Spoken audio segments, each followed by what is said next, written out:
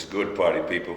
Steve Folk, the maestro, coming at you with a new Soul Life production, Sounds from the Pit. I'm your host, and taking this journey with me are some of Pittsburgh's finest. Say hello to the people. Yo, what's up, good people of Pittsburgh and beyond, man? This is your man, Dennis Garner, aka Young D, aka Drummer Boy, aka Tempo Noir, CEO of Live City Entertainment. You already know what it is, man. Drums is my life, music is the gift, and I'm ready to share it with the world. Let's talk about it. What's up, everybody? This is Chastity, aka Lioness Born, poet, MC, program creator. Straight out of Pittsburgh, the city is still, and I'm here with my brothers, and we're going to discuss whatever. I guess I'll be the cornball with the crew because I'm not going to have nearly as smooth of an introduction. My name is Key Jamal Durham. I consider myself a friend to each of the people sitting around this table. And I've been a purveyor of the arts in a number of different ways, as a performance artist, as a visual artist, primarily as a person who stands in front of a room full of people and talks about the types of individuals I'm surrounded with today. I consider myself a professional master of ceremonies, and when I put a Christian slant to it, I can call myself a minister of ceremonies. But I plan to bring as much of that to the table as I can. How y'all doing? It's all good, bro. We out here. We out here. That's an East Coast thing, right? So let me give you the backdrop of why we've gathered today.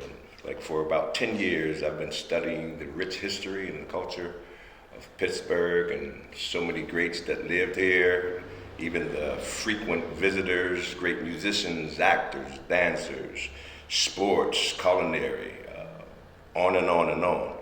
But I travel a lot, I travel the world, and when you're in conversation, of course, what comes up, what's your name, where you're from?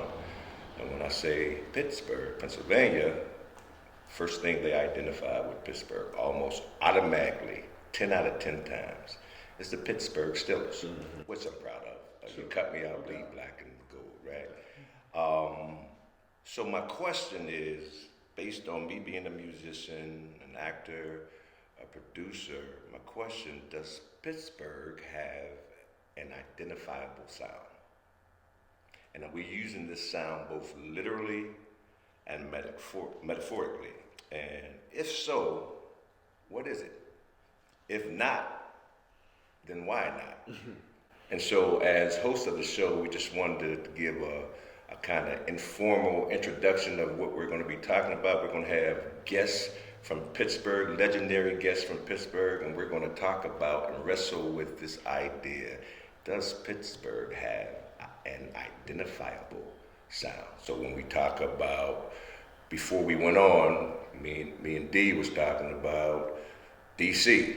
We recognize go-go. And he asked me about Philly, and I automatically said neo-soul. Then we got even deeper with the California thing. And, do you mix LA with Oakland and all this kind of stuff? But then we have little Pittsburgh, and there are some great, fantastic artists here. And some of the ones who have gone internationally, acclaimed, they leave. And some people don't even know they're from Pittsburgh unless they're interviewed in this type of situation. So for this first segment, I just want to let's talk about that a little bit. Is there an identifiable sound of Pittsburgh? And if not, why not? Right. And you probably argue either answer, affirmative or negative, right? So you probably argue them both successfully. But one of the things we talked about earlier was this idea that Pittsburgh's sound has been in part because of, at least initially or early on, the transient nature of the arts in Pittsburgh. Is that folks will come here, contribute, pick up what they can, learn, and go elsewhere. And even folks who are born here typically find out they will not get as much shine as they are worthy of until they leave here. And so, is that a reason why there might not be specifically a sound that is identifiable with Pittsburgh, is because of that transient nature of artists in the arts. They'd either come or leave this place, come to or leave this place. I find it interesting in this, right now I was thinking, Pittsburgh, we do have a dense history and legacy of skilled artists and musicians and writers and playwrights and those sort of things. But if we look at the sound, what I'm thinking is if we consider it a blue collar town, perhaps what we have had until we define whether or not we have a sound is that we have been dependable as a place where you can acquire a skill set, or where when you say Pittsburgh, people have come to Pittsburgh and they have kind of honed their talent. They've had the opportunity to sit in on certain kind of sessions with greats. We've had the opportunity to see Roger Humphreys and Phil Solomon do a jazz festival here in our city. Did it draw people from all over the world? No. Well, but we have world-class musicians, composers here. And so maybe our sound is just the sound of excellence. Maybe that is our sound. And when you intermingle that with the world, maybe people, there's an expectation. People are like, I'm going to be excellent. People are not going to recognize the sound, but they'll recognize the flow. I've been here for a long time, and there are amazing, I mean, the superlative, Dwayne, Dennis, these are folks that I know, a key. I mean, people are way ahead of their time in creating and having output, but it does go out into the world. And you may not be aware. You might have to look at the label and be like, oh, well, Pittsburgh did this.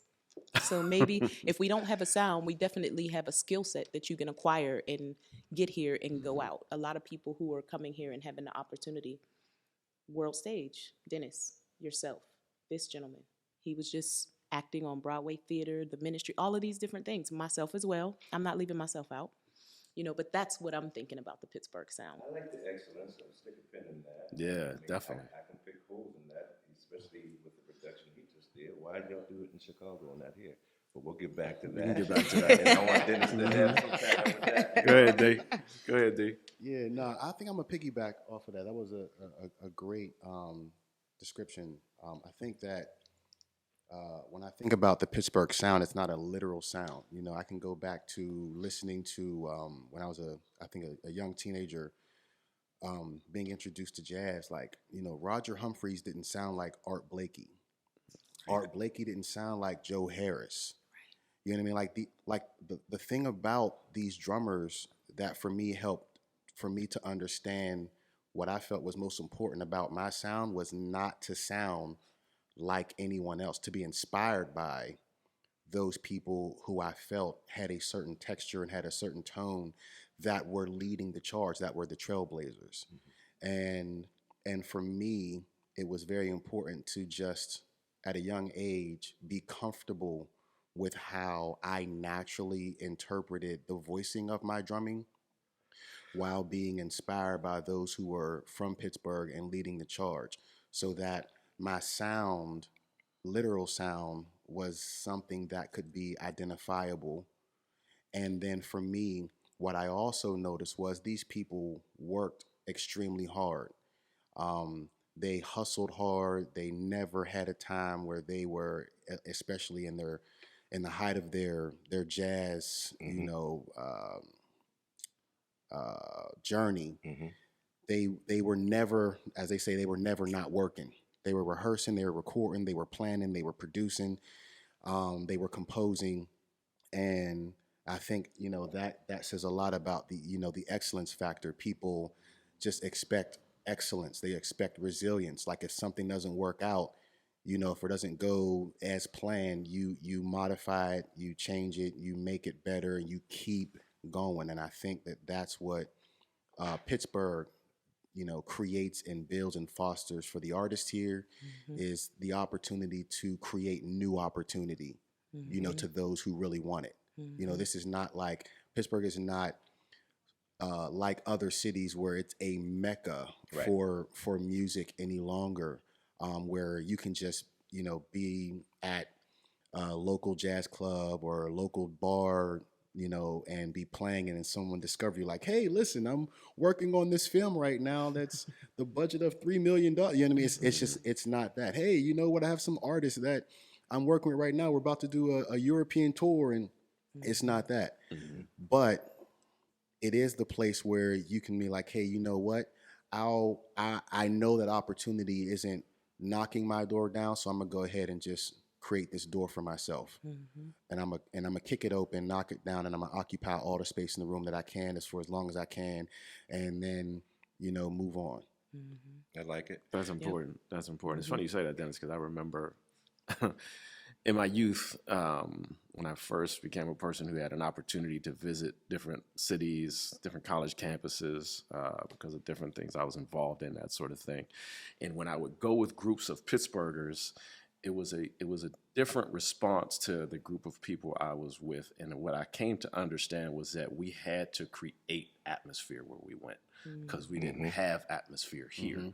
So that we learned how to create atmosphere because no one just ever handed it to us. Like you don't have to create atmosphere in New York. Right. It's atmosphere everywhere. Right. Right. And at the end of the day, we had to make our own fun, so to speak. Right. And we would, so when anytime I was with a group of Pittsburghers during that young part of my life, we created a fun for everybody, and so we were always popular for that reason. And I think that same energy is what you're talking about. Is that like, no, I gotta make this happen, because there's no place for me to just sit down where it's already happening around me. And it makes a lot of sense. So let's wrestle with that, and I agree and somewhat disagree with what's been put on the table. So, born and raised Pittsburgh, from the ghetto. It was called the ghetto back then. It's the hood now. St. Clair Village. So Pittsburgh, for me, I love the landscape of Pittsburgh. I think it's there's, again, in my travels, there's not a more beautiful skyline than when you're coming from the airport. And especially at night, you hit them tubes and you come out and bang! We're the only city with an entrance, as that's been Dude. said. Yes. Boom. It just hits But you. here's what I wrestle with, and I think I'm qualified based on my longevity here. We'll determine that. Is right. Is the mentality of Pittsburghers, especially African Americans. Some have even coined us as crabs in the barrel. Well, yeah. So you were talking about the identifiable sound. So you get a person, and we consider him a part of the family, like a Sean Jones. Before Sean really hit Duquesne, Pittsburgh, we heard of this great trumpeter. He would shout out performance. We didn't know any of his music. Right. But let someone from Pittsburgh have a concert doing their original music, you might get 5 people there. Yeah, TV time on that one though. But. Okay, I just want to wrestle with that. No, well, let's be very clear. Only because Sean is one of my homies that I include to be a part of like the Pittsburgh Brotherhood. So no shade to him and no shade to everybody else. But there's a distinct difference in his execution of his art, and I think that this is one of the reasons, and I'm glad you brought him up. Sean Jones gets on a stage, no matter how small, the smallest cafe, the biggest theater. Bruh, say that. And when he performs, you are completely in amazement. His ability to emote through his gift is unparalleled. And to experience it, you would know. I know. Okay, Certainly. now, Right. so Sean Jones didn't come into the city just packing out arenas and packing out shows. Sean Jones, he did like, what Ohio do. Let's creep through the back door. We ain't coming through the White House. We gonna creep through the back door and check out what's going on in these local jazz bars. He literally did that. He would show up to local jam sessions. He would show up in local jam sessions and sit in and tear the house down. I was there when does that question what she says? Then we have to question this excellence supposedly that you say in Pittsburgh. So if we're talking about excellence, what does that make him, an alien? Yes. Right. Yes. Right. No, but listen, it's not. There are people who outside of the gift that you have, there are just people who have disciplined themselves to the excellence of practice. And what I hear a lot And there's no shade. I know pretty much all the name musicians of Pittsburgh, and from a lot of people who come to hire Pittsburgh musicians and singers, you know, one word that comes out, What's that? they're lazy. Really? They don't want to practice. Have you heard that before? Man, of Brazilians. Okay. And Really? Okay. As a non-musician, I Oh wouldn't know. man, Oh, my nobody. I Well, hear that all the time. hey man, I don't even want to I've segue never Might be there for this because you can be there generation or for this time. Yeah, we Sheesh. can be there. But no, and we'll get into that. But go ahead. Sean Jones is a study. You know what I mean? Like he didn't come in playing jazz and not know jazz. Like he came in very much studied. Yes. And so when it came time to hit the stage, it was very easy for him because his reservoir of jazz was so big, as well as his gospel influence because he's a church boy, like was so big, he could draw out from any one of those reservoirs and truly just kill the stage and kill the audience. And it made his draw and the appreciation for his art undeniable. What I see with a lot of, and not, I won't say, let's just say a lot of my experiences here has been people who enjoy having the gift and only work to the capacity of what they've been gifted. Oh, yeah. So I'll co-sign this laziness, you know, banner that's been going around because it's true. Like most artists around here find it difficult to practice or to rehearse or to study unless they're getting paid. Yeah. And so just even in a recent conversation in Poking the Bear here, you know, you come into my show, I go to the show. That wasn't a show, that was a gig. It was local. Gotcha. You'll never make it in the underground in New York, you know. Okay. And then just to go just a little further about identifiable sound. Sean, I heard he studied under, who is it? Bradford or Winton, right? Trumpet players. But Sean created a sound. I can close my eyes with all the great Brecker brothers and all the great trumpeters. I can close my eyes and identify his sound. Now like is that even, Sean even Jones even with sound? your drum, even with your drumming.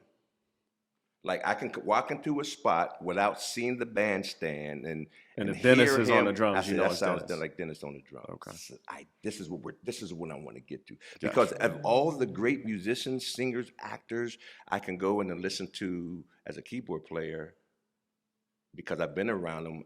Sometimes I can like, well, it sounds like, you know, Joe Sample, or that was a Chick Corea lick. Okay. And I felt very inferior because I'm solid, but I'm nowhere. I can carry these guys briefcases and Gotcha. stuff. However, I'm playing somewhere, and someone said to me, before looking up on the stage, that's the Wayne Fulton playing.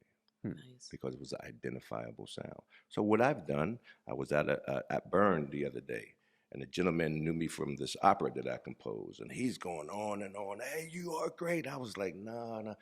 Hey, you are great. I ain't saying comparing you to nobody else. You are great being Dwayne. And so with a lot of artists, because we borrow from everybody, Of course, especially, you know, of course. I'm a Prince Influences. head. I borrow sounds, but I try to incorporate it into myself. So with all the great musicians, That's I'm still having excellence. trouble identifying because they sound like. But what is your? How do you take what you sound like and make it yours? Travis Malloy is our younger brother. Yeah. He just left. He has an idea. I can hear a lot of the soulful Marvin Gaye and some of the other influence, but he's starting to, for me, he has a sound. Now, is he saying this? Are we saying this? Is he claiming Pittsburgh for that? And he reps the Burgh everywhere you no see doubt. him. He has a pit, Stiller, a 412, da da da da da. That's what I want to. He reps. Yes. He reps. And Travis has had the Travis sound since he was Since in high since school. any of us knew his name. Yeah, since he was in I high was school. picking him up from grade school, Yeah, bro. yeah, Right. he's been that. Yeah. He's been that. Yeah. You were Now gonna is say- he the antithesis to this idea of lazy Pittsburgh musicians? Mm. Yes. Right. Because His hustle game crazy. It's like to the nth degree. To the nth degree. His hustle game For example, crazy. like, Shout tell out me- Travis Malloy. Shout out. Right. You all know him in a more intimate way, so describe in ways that his hustle outshines other artists, or the way he's breaking up ground maybe that other artists, like maybe 3 things like he has done or did this. I mean, I know who he is, I know his music, it's been a while, but I haven't kept up with where he's going, what he's been up to. So Well, what makes Travis his hustle Malloy- game crazy? His resume crazy, right? Right. I mean, it ain't crazy. It's just, right now, Travis Malloy has been supremely successful at not just launching, but scattering the seed of his fashion movement, millions, billions, and trillions, and now the millions, billions, and trillions university fashion logo. And I mean, it's a movement. It's not just, I think it's Dream Currency that it's under. I'm not sure what we're doing. Okay, but sorry if I'm misquoting that, but I think it's Dream Currency that he's now under. Google Travis Malloy. Yeah, just Google millions, billions, Google trillions. that. Google me. Just Google. No, seriously, man. He's and then prior to, I mean, literally that thing, his millions, billions, and trillions, like movement by way of T-shirts and now T-shirts and hoodies and sweatpants was just a mindset that he was able to make so simple, but yet it spoke to a lot of people at a time that it felt so encouraging and so inspirational because, so many people are out here after, not just the literal dollar, but just to feel like, what I have inside of me is worth millions, no doubt. billions, And no to- doubt. and- To that taking point, it- because timing is everything. Timing. But if you always hustling, you gonna hit the timing at some point. Right. Yeah. Fact. know No, what I'm saying? listen, right before this million, billions, and trillions, Travis Malloy, was He a was a hustler, very, man. very thriving music producer. And I'm saying not that he isn't any longer, but Right, that's what but there was That's no what I T-shirt. He know was him like, from, yo, his man, music. R&B. I'm writing R&B. I'm producing R&B. I'm performing R&B. And then right before that, I'm talking a sneeze before that, he was back on his gospel vibe. Right. I'm a thriving gospel artist. I'm right. And I mean, he wasn't afraid to network, to put himself out there, to be vulnerable, to load videos, to show up places that, no one would show up. I mean, and you can't deny the gift, but you also cannot deny the hustle. And that's where it gets back to that same thing I was saying about, a guy like Sean Jones. Don't matter if you're from here, doesn't matter if you're from somewhere else. To me, you cannot substitute hustle. No question. So I want to ask this question to you all. Do you think that because we obviously have a lot of amazing creatives who are from Pittsburgh and then people who transition to Pittsburgh and add to their skill, their dream, their vision, whatever Pittsburgh facilitates, but perhaps the excellence, because I think I'm parked at maybe the Pittsburgh sound is a sound of excellence. Because when artists are here, there is a need to distinguish yourself, how you all were talking about different musicians and yourselves even. You have to get out. You have to promote. So then you have to, when you look at the caliber of artists who have come before us, if we talk about the Blakeys and the Roger Humphreys and even older folks who are still pioneering and taking it, like I mentioned Phil Solomon earlier, he's not just a musician, he also creates his instruments. So we have all of these in the backs of our minds. There are these excellent characters, but maybe if we shift, maybe we don't have an established Pittsburgh sound because we haven't really had any gatekeepers or folks who are There you go. That's a good. Folks who Because some of the gatekeepers or in competition sometimes too. and the people that this is such fertile ground, Pittsburgh. So It when is. you talk to the movie producers that are picking up their trucks from LA, moving here because it's fertile. And again, I love Pittsburgh. I love the art scene and all that. So could it be? And I'm being devil's advocate to some degree. Could it be, as we wrap up, could it be that some of these transplants is like the competition is so much more stiffer in a New York, in the Philly club, in the LA club, The musicians here are cool, but I'm gonna bring my boys and we gonna wreck shop. I think that happens a lot. I think that's why we can say, Actors, everybody. yeah, there's people who this is a place where I feel like it's easy to get on your game and distinguish yourself. But once you do, it's hard to have a foundation. You know, it's hard to say, well, you know what, I was, for example, say if we had that jazz club where people could pick up sessions and they could come in, and maybe one night how people talk about comedy clubs, then they're going all night. Dennis might come in and be like, I just want to sit in on the drums. You might come in and say, I'm just going to play a few sessions. We cannot distinguish ourselves from others in that regard because we don't have like a Black Lily. The closest we had was like the Shadow Lounge, the Midnight Espresso. Now, in those instances, the best musicians, the Huggies, the Dennises, the Darus, there's so many people who would come on, play keys. There would also be larger artists and struggling artists who would be coming through. But even artists like Jaquia May, who's one of my favorite artists, vocalists in Pittsburgh, we saw Jaquia May developing her gift, right? Once she reached a certain level of excellence, there should have been some sort of infrastructure set up by those of us who already reached a certain peak, aside from her walking into a club and somebody recognizing and say, hey, that's the Wayne Fulton. We would like to get him up on stage. Could you, and ask the keyboard player, could you let him use your instrument? Would you hand over your bass? Could you let this gentleman be on the drums? We want to get her to come up and showcasing these artists and letting everyone else know this is a representative of what's excellent about the Pittsburgh sound right now. And then she can go to Africa and release albums and be as creative and prolific as she wants, and then surround herself and be in a band with other amazing artists. Ashe.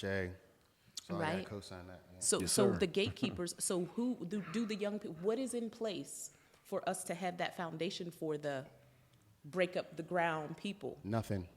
And this is some of the awareness we're hoping in this platform to bring some of these artists that we've talked about to discuss, to get their spin on everything. I mean, just even in the fashion, I don't even know who the 412 cat is.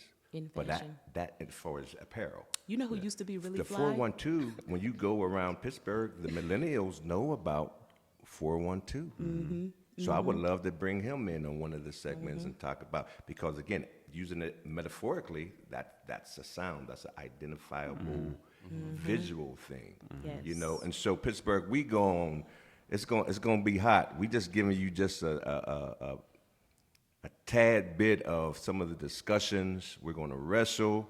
We're not always going to agree. We're going to challenge each other. We got some great artists and musicians, actors, sports people, culinary arts, the whole nine. Listen, Sounds from the Pit is where it's at, baby. Yeah. And I'm going to give a key, since he had not too much to say, the last word as we wrap up, brother. The last word. I think we need to dig into some of the things that were talked about here today more in more depth and detail, because one of the things I noticed us hit and touch on was this idea. We talked about excellence, and we also talked about a lack of support. I'm curious, because I don't want us to assume either of those things is entirely linear and exist without each other. I'm curious, how are those things cyclical, and is there some way that they feed each other? And I want us to talk about that next time. And I think we ought to talk more about this idea of excellence and that being the sound, but I think that the idea of excellence meaning the ability to embellish others, as well as that excellence, right? Yeah. Yep. Our pastor some time ago preached on that. You know, not to bring religion into All this, good. but I can't help who I am. No doubt. We're a But how spiritual people. we're the lack of support. You know, so I am a composer at Trilogy Opera Company in New Jersey, and they want me to move. That's how much they like me. And someone says, "Well, why aren't you doing this in the Burg?" You're What's like, the scripture? I am A man is without honor in his own home. in his own home. Yes, sir. And we can wrestle with that idea as well, because the Lamont Ruckers, the Billy Porters, who I used to tour with, playing the Wiz music with. Right. So a lot of them, and they leave and they blow up. And this could be opportunity. I don't know, but I'm wrestling. Why? Again, the excellence of Pittsburgh. Why is it possible that industry can be a part here? Do people need to leave to be on that national platform? Can we create something to that degree here? It's a possibility because people are coming. The transplants are coming. Yes, they are. And they are making that so. But the people born, raised in Pittsburgh, were still, and the gigs is cool. Yeah. I got like recently, some guy asked me to do a gig, and I'm not, but I'm just saying where I'm at. Yeah, man, we want to do this gig. So you want me to do 3 sets of 10 songs, and you're going to give me $75 at the end of the night? This is why musicians don't rehearse, because based on, again, pay is a thing, right? Right. Give me the list. Right. I'll see you at the gig. And then you get to the gig, ain't nobody rehearsed. And that's exactly what I mean about, like, is this complacency and this lack of support? I'm telling you, that's it. Yeah. What'd you say? I missed that. Yeah. I'm gonna be like, listen, why should I bust my butt for $75? Well, it depends on where you are in your gigging, Depending right? on where you at. Because So- listen, there's Dwayne ain't people- got to bust his butt if for you go to New No. York, if you go to some places in New York, like the going rate for a session, like a 3-hour like jam session, is slightly lower than what it is in Pittsburgh. Wow. Believe it or not. But the stage, the opportunity, But the you're opportunity getting supersedes is the so money. greater. It's another And currency. to your statement, like it's not the pond of Pittsburgh, it's the lake or the ocean of New York. So like you if you don't do it, if you say no to $75, that's cool, because a key who's just as talented, he's only 18, just as talented, you know what I mean, or more, he'll do it for Yes. 75. And he should. And he'll put on the show.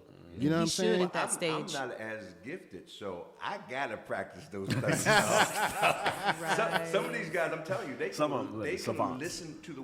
listen to the set list on the way to the gig without touching the keys. And bang it out when I Right? get to And bang it out right Bang there. it out. That's not me. I gotta spend hours. I respect to the do fact that you're saying that, but a part of me is like, this is what creates the spirit of excellence. Never feeling like you just always have it.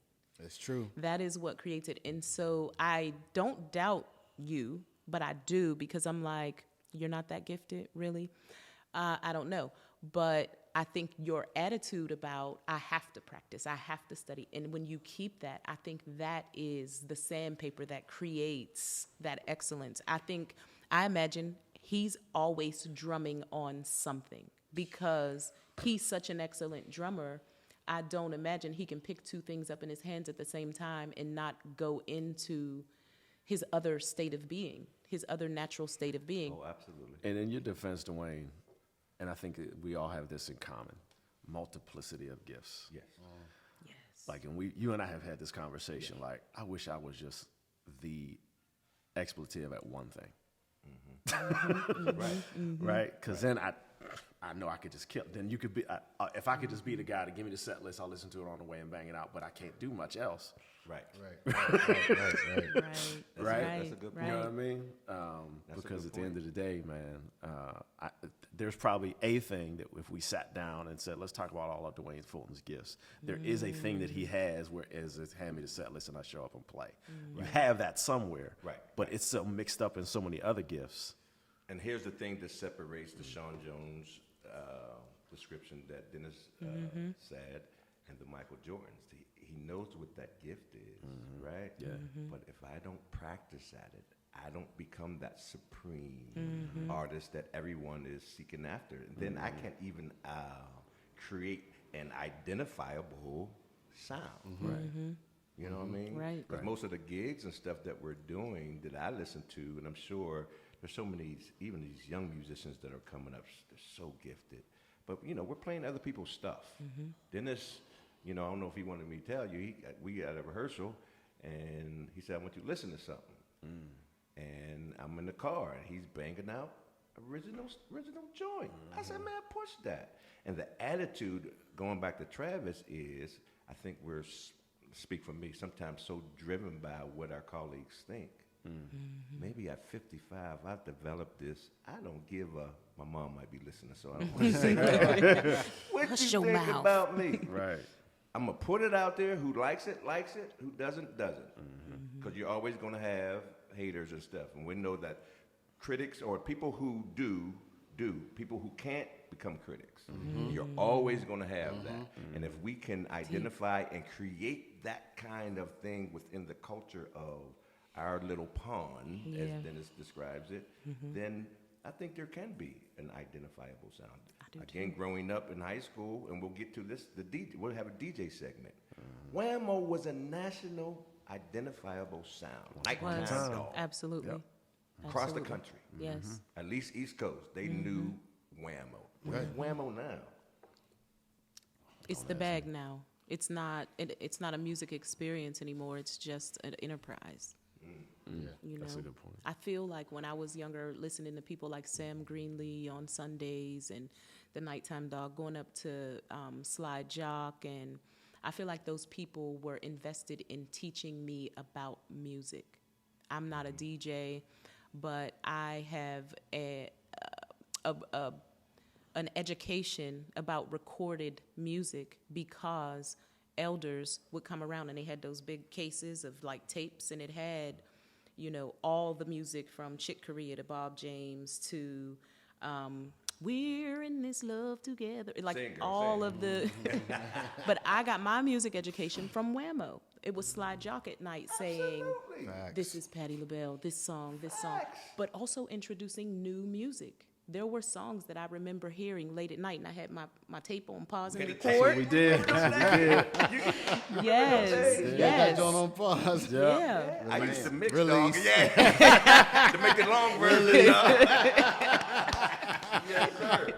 But those things are a part of our foundation, but have we lost those things? Have they flown away? So I would say, and this is just from a bird's eye view, I haven't really delved into that because when you're talking about that, the Holiday House, I mean, the Temptations, my mom, my dad, and them that was like our cotton club. Right. Nice. You know, and then always, somewhere we lost it, but there is, I'm sensing a renaissance taking place again. And a lot of people who are, and it's not a wrong thing, are benefiting from it, or people outside of Pittsburgh who are coming in and setting up shop, which is a great thing because we need it. Yeah, the inspiration. But my challenge to us as people from Pittsburgh is to make sure that the excellence, taking the practice and what it requires to get to the places that you spoke of the Seans and the Travises and the hustle, that we create. I believe that there is a possibility in this small pond. I don't know if we're East Coast. We just discussed it. It's a Midwestern Yo, we East Coast, bro. We region East that Coast. we're in. Because if it were just a small little, you know, there's a little theater down there, the Hines Hall, Benedum, the Cabaret August Wilson.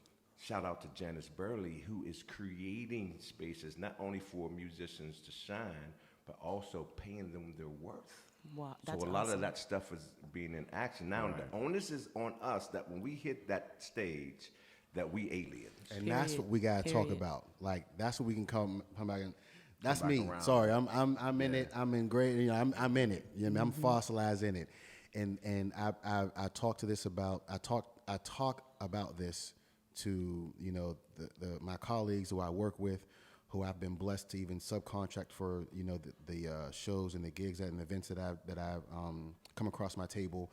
The singers is, listen, for us to do our part to change this, like we got to do our part. Right. And we talk about how, like right now, and not to get too deep into it, but I mean, I think a lot of things everything that everyone is saying is resonating with me, is this concept of industry. Yeah. You know what I mean? Like when you talk about the venues, industry. When you talk about, you know, the events industry. When you talk about movie industry. You can talk about radio, the old school Whammo industry. That's radio industry, right? Like there was industry here. Yes, there was. You know what I mean? Like an industry brought an industry standard. Yes. Yes. Right? Without the industry standard, now you give way to just whatever wants to become this like pseudo industry and the pseudo standard. You know, I go to like, man, back in the day, and I'm talking like not 60s and 70s, and I'm talking when I first started crossing over into, you know, the jazz scene here in like 97, 98. And I mean, you couldn't get on stage with sweatpants and Chuck Taylors And the hoodie. Man. and a hood. Like you couldn't, Right. I don't care if it was a jam session. You Jazz better has have a some look. slacks on, you know, a button-up shirt. Like you better look like a performer. right. Even if y'all had all different colors, at least your attire was pressed. Man, nowadays, oh, y'all Anything know what it is. goes, bro. It's you know, it's almost anything go. I gotta intentionally give out instructions to my gotta band, give you a know, dress code mates, to the band or and else to the they don't vocals. know. Like, listen, this is the gig, time, date, location. This is Dress the code. payout. The attire is. You know, I gotta give entire instructions because if I don't, you'll see that this gig is at a restaurant, you know, a nice establishment or a nice lounge. And because you're entertainment, and I'm not saying you're intentionally trying to just be like, I'm gonna do my own thing, but there are musicians and singers that I worked with, and they're like, yeah, I'm just, you know, maybe that's just who they've been, and because people have this given is my them, truth, yo. yeah, this, Oh my you know, God. people have given them the pass, people have given them the pass, Yeah. like, you know, man, you've been given the pass so long that this is just how you operate. You don't even know that this is not industry standard.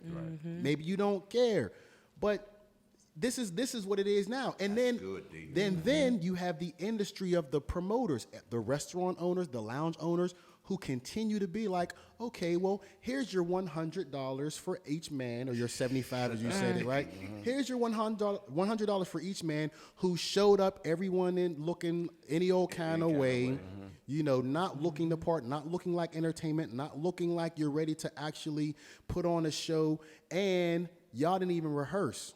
They can tell. And the promoter and the host, nah, sometimes they can tell, sometimes they don't. But whoever's the band leader, they know. They know. But you know what? The band leader's cool too, because he ain't have to rehearse. Wow. Yeah. We got So $100. expectations. So We got $100 for not rehearsing. Now when you How on can you cult, right? create a Hey, I'm gonna say this identifiable right. I'm gonna say sound? this right here, and I hope know? this makes the cut. Every person who's a band leader, y'all know what the industry standard is around here. Y'all know what the gig standard is around here. Y'all know what those numbers are. I don't care what the circumstances is. Start making your musicians and your singers rehearse for the standard. Just make them rehearse for the standard. Well, that is key. That is a master key, because I think when we don't manage expectations, or we don't have a sort of a rites of passage, so to speak, like we talked about earlier, the 18-year-old should come and do that gig of 10 songs for 3 sets. They should, because this is their rites of passage. And so, but I think there's a element of intergenerational dependence, I think, in order to have that standard and to manage the expectation. Because if you have Dennis and they're coming to do a gig with Dennis, and Dennis is setting the expectation, and then they're doing a gig with you, but because they've done a gig with him, they're like, okay, well, when I'm dealing with the elder statesman, this is the expectation. So this is going to create within them a standard. And then as the younger people are, say if we still had a Dow One Ninth, or if we still had a Crawford, or if we still had, what was the spot we used to be at in Homewood? Ramsey's. Ramsey's too. Ramsey's. If we had Two a Shadow Suites. Lounge or an Ava, and so folks are moving around these venues, and there's an expectation, and people can constantly check you, almost like it is when you're growing up as a church musician. It's like, excuse me, young brother, no, this we don't do this here. This is how we operate. So we haven't spoke about that, and we're gonna wrap it up for real wrap this time. And we're gonna go around and make sure that you shout your name out one more time. But we haven't talked about gospel music. What's that? Gospel. We have some great gospel artists in the Burgh. What's that? Gospel I've even music. heard that, you know, Pittsburgh is not what they call a church, like a church belt. Like North Carolina is a church belt. Texas, Pittsburgh is not. However, we have some, And probably yet, one of we the still got Curtis Lewis, we have Curtis probably Lewis one of Jr., the best Blake all-around Lewis. gospel teachers, composers, performers, whatever term you want to put, in the nation. In Pittsburgh, in Trinity Massey.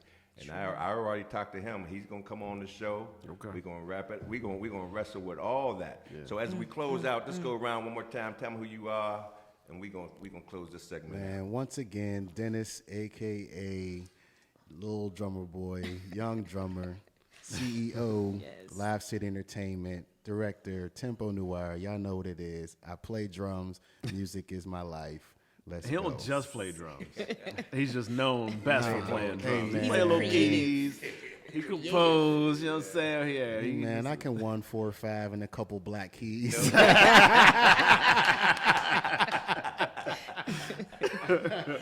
Chastity, Lioness Born, founder of Big Juicy Records. I'm an artist, a poet, a composer. I create programming for inner city youth. And I am just an all-around creative. I do a lot of different things, you know, and I'm just here. I'm happy to be here with my brothers. You know. No doubt, no doubt. Happy to have you here too, Chaz. Akee Jamal Durham, Minister of Ceremonies.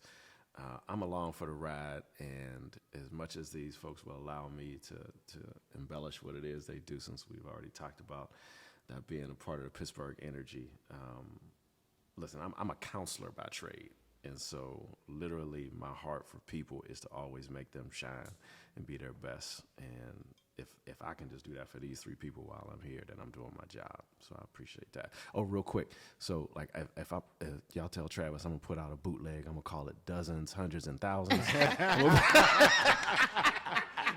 That's where Yes. That's what we're gonna put out. We're gonna put the bootleg out, Travis. You say come holler at me if you need to. Again, this is D-Food, the maestro, the older guy of the crew, the OG. Shout outs to crew, Reese and Eric. Sounds from the pit, baby. We holler at you. All right. One. Sounds from the pit, straight out the box, baby. That's it. The sounds from